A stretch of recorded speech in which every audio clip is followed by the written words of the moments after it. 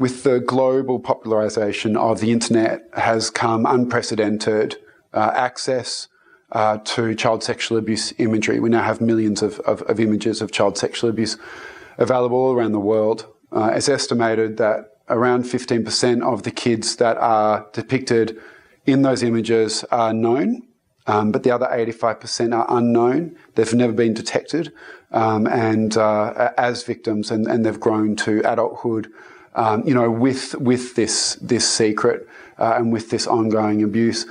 So when we're thinking about the needs of survivors of child sexual abuse imagery, we have those kids where the abuse has been detected, and the intervention in their life when they are notified. It really is like a bomb going off. The secret of the abuse has come to light.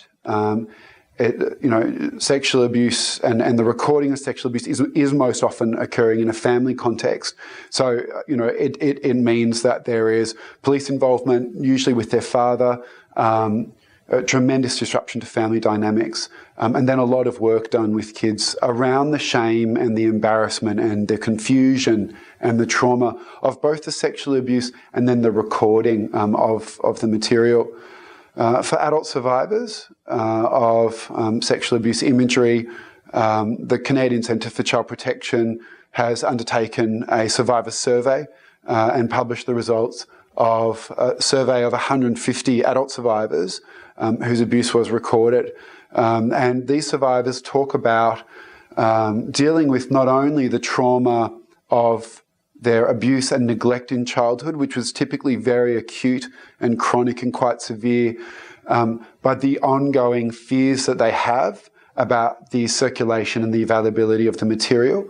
Their fears that they might be recognised by perpetrators who have viewed the material and are then able to recognise them from the images. And this is happening to survivors. They are describing encounters with people who know them from their abuse material. And in the worst case scenarios, they are being blackmailed. So we see a range of quite significant needs for survivors of child sexual abuse imagery, whether they are children who their abuse is detected at the time. They need to be then protected from ongoing abuse, but they then need a whole set of wraparound services, and often so does their whole family. And their needs continue well into adulthood.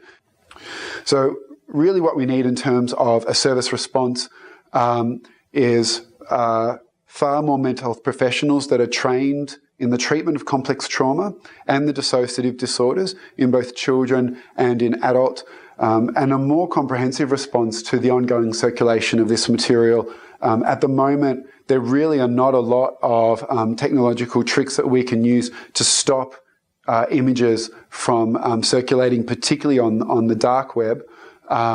And we need to see much more robust engagement from industry in making sure that the child sexual abuse material that is circulating on social media or circulating on the open web, that material is being taken down.